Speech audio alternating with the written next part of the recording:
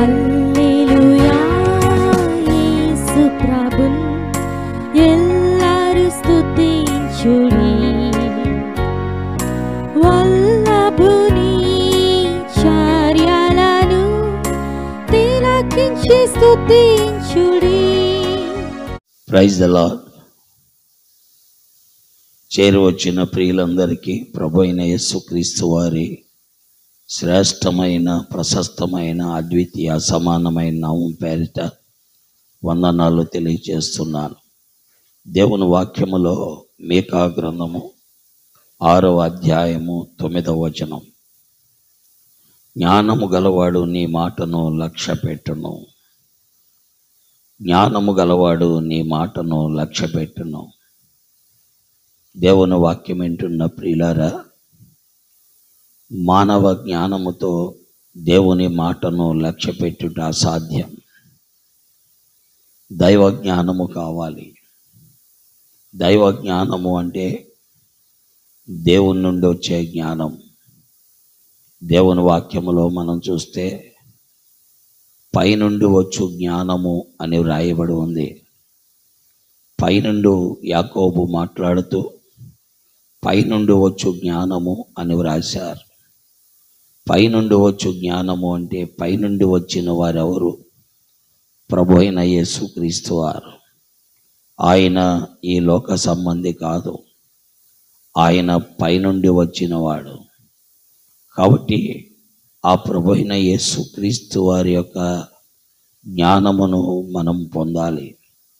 ఆ జ్ఞానాన్ని మానవ లోకములో జీవిస్తున్న ప్రతి మానవునికి ఇవ్వటానికి క్రీస్తు సిలువకు ఎక్కారు. అందుకే సిలువను గూర్చిన వార్త నశించుచున్న వారికి వెర్రితనము గాని రక్షింపబడుచున్న మనకు దేవుని శక్తి. కాబట్టి ప్రియులారా, ఆ జ్ఞానాన్ని మానవ లోకములో జీవిస్తున్న ప్రతి వ్యక్తికి ఇవ్వటానికి ఆ క్రీస్తు ప్రభు అనగా దేవుడే మానవుడిగా, సశరీరుడిగా, యేసుక్రీస్తుగా ఈ లోకంలోనికి వచ్చారు. అలాగున ఆయన సిలువలో శిక్ష అనుభవించి రక్తాన్ని చిందించి చనిపోయి సమాధి చేయబడి తిరిగి 3వ దినాన లేచారు. ఆ జ్ఞానాన్ని మానవుడికి ఇవ్వడానికే ప్రియులారా, ఆ జ్ఞానము ఎవరు పొందుతారో వారు ధన్యులు. అందుకే దేవుని వాక్యములో అపోస్తుడైనటువంటి పౌలు మాట్లాడుతూ కొరింథీయులకు రాసిన మొదటి పత్రిక 1వ అధ్యాయము 24వ వచనములో ఏమన్నాడంటే 30వ వచనములో క్రీస్తు మనకు జ్ఞానమై ఉన్నాడు అన్నాడు. కాబట్టి ప్రియులారా, ప్రభు అయిన యేసుక్రీస్తును కలిగి ఉండుటయే జ్ఞానం. ఆ జ్ఞానాన్ని సంపాదించుకున్న మనుషుడు ధన్యుడు అని సామెతలు 3వ అధ్యాయం 13వ వచనములో చదువుతున్నాం.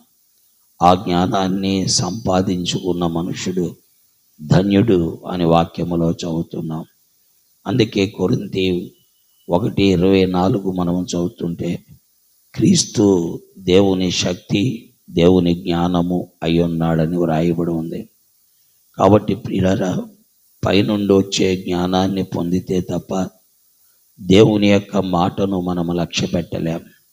దేవుని వాక్యానికి మనము లోబడలేం. దేవుని వాక్యానికి మనం విధేయత చూపించలేం. దేవుని వాక్యము ప్రకారము మన యొక్క అడుగుజాడలు, మన జీవిత విధానము మరి మార్చబడదు, రూపాంతరము చెందదు. అందుకే మీకా మాట్లాడుతూ 6వ అధ్యాయం 9వ వచనములో ఆ జ్ఞానమును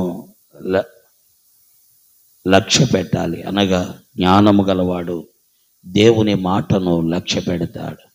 కాబట్టి ప్రియులారా, ఈ మాటలు వింటున్న జీవితంలో క్రీస్తు జ్ఞానమై ఉన్నారు. ఆయన నీలోనికి వస్తేనే దేవుని మాటలను నువ్వు లక్ష్య పెట్టగలవు. దేవుడు నీకు అర్థమవుతాడు. దేవుని మార్గము నీకు అర్థమవుతుంది. దేవుని సత్యము నీకు అర్థమవుతుంది. అంతవరకు దైవ జ్ఞానము నీకు అర్థము కాదు. కాబట్టి క్రీస్తే మనకు జ్ఞానము, దేవుని శక్తి. నమ్ముదాం, విశ్వసిద్దాం, ఈ దైవికమైన జ్ఞానాన్ని పొందుదాం. తద్వారా ఆ దేవుణ్ణి మనం వెంబడిద్దాం. దేవుడి మాటలు దీవించి ఆశీర్వదించునుగాక. ఆమేన్.